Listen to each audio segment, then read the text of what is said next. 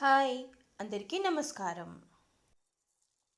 ఈరోజు నేను వండబోతున్నాను. మా ఇంట్లో జనరల్గా అందరి బిలీఫ్స్ ఏంటంటే టమాటా పాలకూర కలిపి వండకూడదు అని.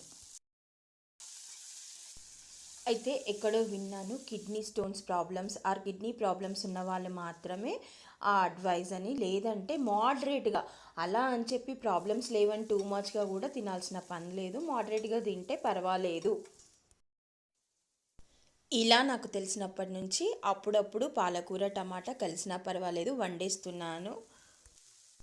మొదట నాకు సందేహం ఎప్పుడొచ్చిందంటే, మనకి పాలక్ పన్నీర్ రెసిపీస్ అలాంటివి ఉంటాయి కదా, అందులో పాలక్ ప్యూరీతో టమాటా కూడా వేస్తారు.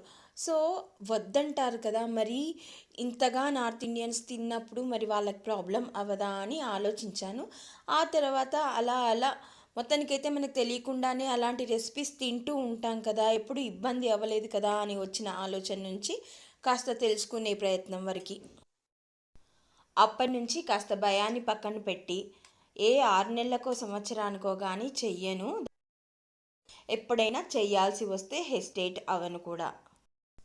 సో ఖచ్చితంగా గమనికలో ఉంచుకోండి, ఈ రెసిపీ టమాటా పడని వాళ్ళకు కాదు, కిడ్నీ సమస్యలు ఉన్న వాళ్ళకి కాదు.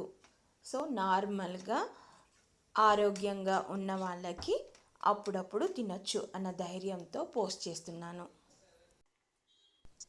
ఇందులో నేను ఎలాంటి మసాలా పొడులు వాడలేదు. కూర చాలా కమ్మగా వచ్చింది.